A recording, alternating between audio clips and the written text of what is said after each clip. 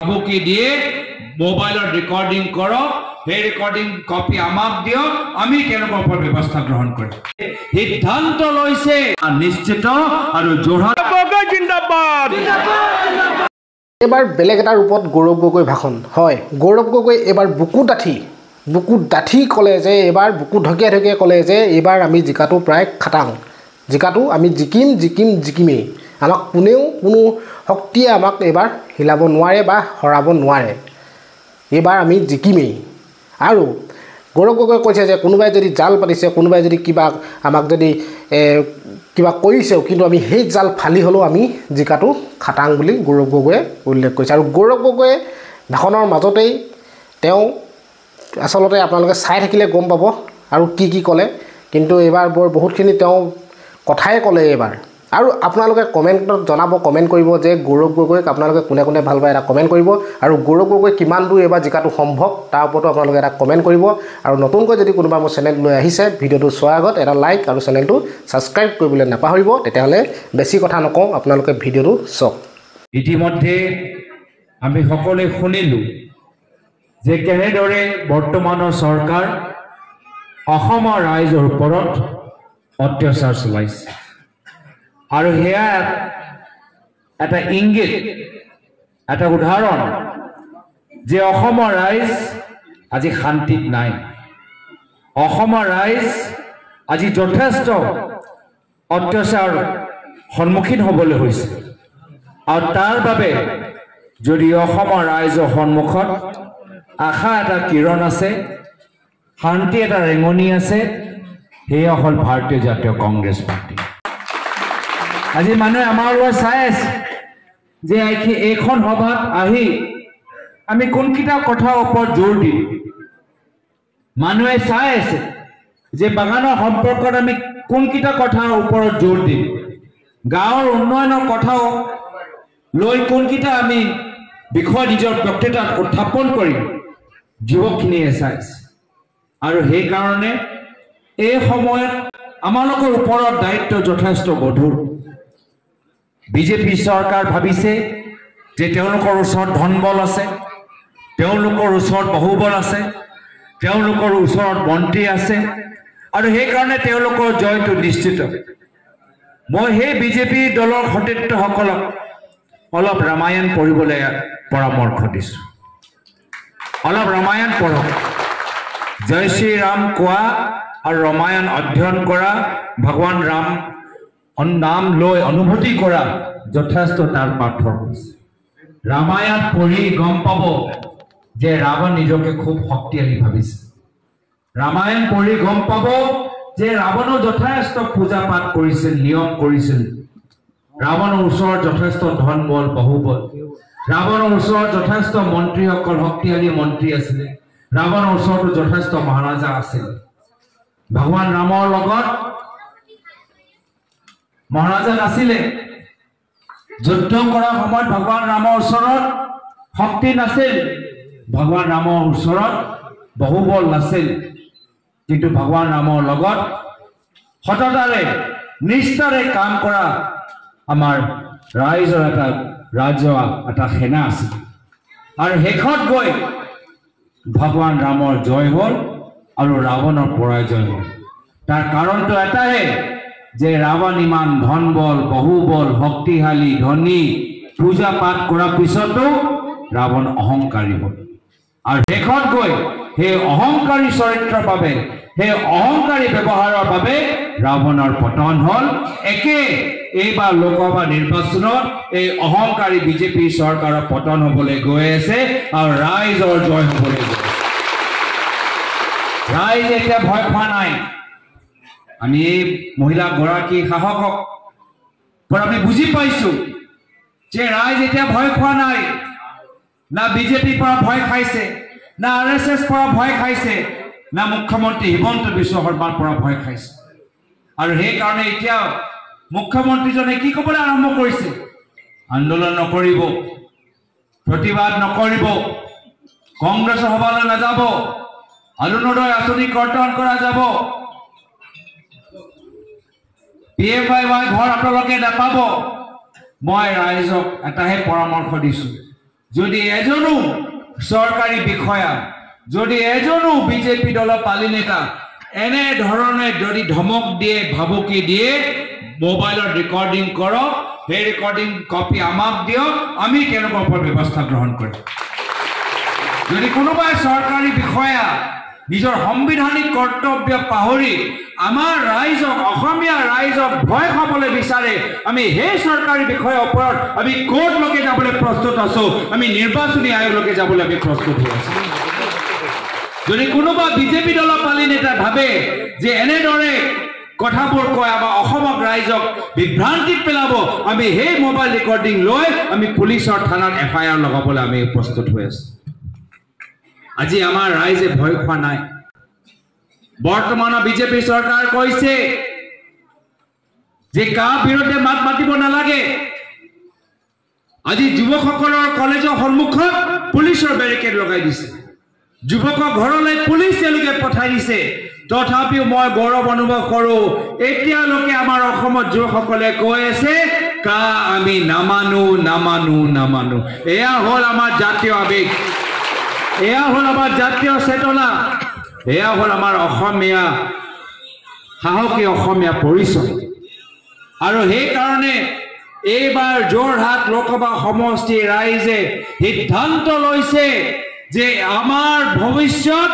সদনৰ ভিতৰত যোৰহাট লোকসভা সমষ্টিৰ পৰা এজন শক্তিশালী কণ্ঠ আমি দিল্লীলৈ পঠাম আৰু অসমৰ সমস্যা যোৰহাটৰ সমস্যা চৰাইদেউৰ সমস্যা সোণাৰীৰ সমস্যা নাজিৰাৰ সমস্যা আমি ভৱিষ্যত দিল্লী সদনৰ মজিয়াত আমি শুনা পাম আজি শ্ৰদ্ধেয় ৰাইজ দুখ লাগে যে এইখন চৰকাৰ বিজেপি চৰকাৰ বাগানৰ পৰা ভোট ল'লে এতিয়া বাগান তেওঁলোকে কিনিবলৈ আৰু বিক্ৰী কৰিবলৈ আৰম্ভ কৰিছে বাগানৰ ৰাইজৰ পৰা ভোট ল'লে এটা বাগানৰ মানুহে পিএফ তেওঁলোকে কাটি দিছে গ্ৰেচুইটি তেওঁলোকে কাটি দিছে বাগানৰ পৰা ভোট ল'লে এটা বাগানৰ মালিকখিনি পলাইছে আৰু শ্ৰমিকসকলে খাবলৈ আজি পইচা নাই এনেকুৱা এটা অৱস্থা পৰিৱৰ্তন কৈছিলে নাই কোৱা পৰিৱৰ্তন এতিয়া কওকচোন কি পৰিৱৰ্তন হ'ল মই যি পৰিৱৰ্তন দেখিছো এয়া হৈছে কি নহৰুৰ দাম এতিয়া 400 কেজি হৈ গৈছে হয়নে নহয় এয়াহে পৰিৱৰ্তন এটা কওকচোন মাহত আপোনালোকৰ বিল কিমান পৰে আপোনালোকৰ মাহত এটা সিলিন্ডাৰ ভিতৰত কিমান বাৰ গ্যাস ভৰাই এবাৰ নে দুবাৰ এটা সিলিন্ডাৰ এমাহৰ ভিতৰত দুবাৰকৈ গ্যাস ভৰাই 1000 টকা 2000 টকা তাতেই গ'ল অৰুণোদয় আঁচনি কাম নাই অৰুণোদয় আঁচনি কিছুমানক দি মূল্য বৃদ্ধি এই সমস্যা সমগ্ৰ ওপৰত চাপি দিছে ভাবিছে খুব ডাঙৰ কাম কৰিলে অৰুণোদয় আঁচনি দি মই অসমৰ আইসকলক মনত পেলাবলৈ বিচাৰিছো যে প্ৰাক্তন চৰকাৰ দিনত আমাৰ কংগ্ৰেছ চৰকাৰ দিনত অসমৰ মহিলাসকল মামনি আঁচনি মাজনী আঁচনি বাইদেউ আঁচনি নবৌ আঁচনি শিল্পী পেঞ্চন বৃদ্ধ পেঞ্চন কলপতৰ আঁচনি এনে ধৰণৰ সুবিধা পাইছে অসমৰ শিপিনীসকলে বিনামূল্য সূতা পাইছে অসমীয়া গামোচা বৈ তেওঁলোকে ভাল এটা মূল্য পাইছে আজি অসমীয়া গামোচা সকলৰ আজি বাহিৰৰ পৰা অহা কাৰণে আমাৰ অসমৰ শিপিনীসকলৰ আত্মসহায়ক গোটসকলৰ আজি অৱস্থা নাই আমাৰ দিনত ল'ৰা ছোৱালী মেট্ৰিক পৰীক্ষাত ফাৰ্ষ্ট ডিভিজন সেকেন্ড ডিভিজন পালে বিনামূল্য কম্পিউটাৰ বিনামূল্য ল্যাপটপ পাইছিল আৰু এইখন চৰকাৰ এতিয়া চৰকাৰী স্কুল বন্ধ কৰি গাঁৱৰ চুকে কোণে এটা মদৰ দোকান খুলিবলৈ আৰম্ভ কৰিছে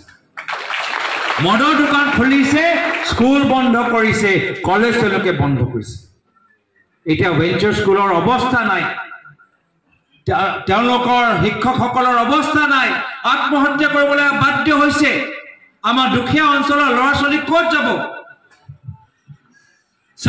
চাৰিওফালে দেখা পাইছো যে স্কুলবোৰ গোটেই শিক্ষা জগতটো ব্যক্তিগতকৰণৰ ফালে ঠেলি দিছে প্ৰাইভেটাইজেশ্যন ফালে ঠেলি দিছে আজি চিকিৎসা কথা কওকচোন আজি চিকিৎসা ক'ত আপোনালোকে পায় যোৰহাট লোকসভা সমষ্টিৰ ভিতৰত এটাও ভাল কাম কৰি থকা মেডিকেল কলেজ নাই মানুহে ডিব্ৰুগড় যাবলৈ হয় মানুহে তেজপুৰ যাবলৈ হয় মানুহে গুৱাহাটী যাবলৈ হয় কিন্তু যোৰহাট মেডিকেল কলেজৰ অৱস্থা নাই সোণাৰীত বা হওক বা আমাৰ চৰাইদেউ হওক বা শিৱসাগৰত হওক আজি 9টা বজাৰ পিছত গ'লে ডক্টৰ পাবলৈ নাই এখন ষ্ট্ৰেচাৰ ওপৰত 3টা মৰিজ থাকিব এনেকুৱা এটা অৱস্থা আৰু যেতিয়া এইখিনি সমস্যা আমি বিজেপি চৰকাৰৰ সন্মুখত দাঙি ধৰো বিজেপি মন্ত্ৰীসকল ফূৰ্তি বিজেপি মন্ত্ৰীসকল দামী দামী গাড়ীত উঠি আনন্দত বিজেপি মুখ্যমন্ত্ৰী আজি হেলিকপ্টাৰত উৰি আজি যথেষ্ট আজি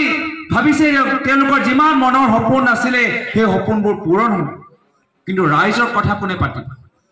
ৰাইজৰ কথা আমি কংগ্ৰেছ দল হৈ আমি পাতিম আৰু সেইকাৰণে এই হাতৰ চিন কোনো আমাৰ ধনী মানুহৰ হাতৰ চিন নহয় এই হাতৰ চিনটো হৈছে আপোনালোকৰ ল'ৰা ছোৱালী ভৱিষ্যতৰ হাতৰ চিন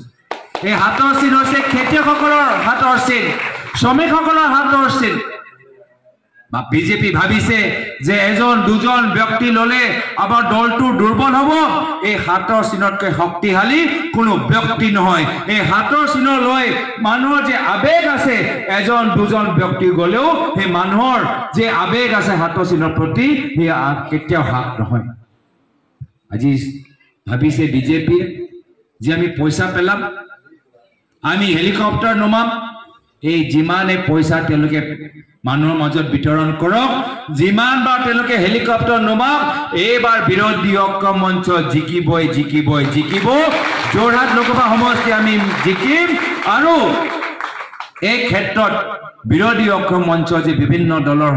নেতাসকল আমাক সহায় কৰিছে সহযোগ কৰিছে তেওঁলোককো মই এই মঞ্চৰ পৰা স্বাগতম আৰু তেওঁলোকক ধন্যবাদ কৃতজ্ঞতা জ্ঞাপন কৰিছো আজি মই গৌৰৱ অনুভৱ কৰিছো যে মই এনেকুৱা এটা লোকসভা সমষ্টি প্ৰাৰ্থিত্ব লাভ কৰিছো য'ৰ পৰা আমাৰ প্ৰয়াত প্ৰাক্তন মুখ্যমন্ত্ৰী হিতেশ্বৰ শইকীয়া দেৱ আজি অসমৰ ৰাজনীতিত এটা আমূল পৰিৱৰ্তন আনিলে মই এনেকুৱা এটা লোকসভা সমষ্টিৰ পৰা প্ৰাৰ্থিত্ব লাভ কৰিছো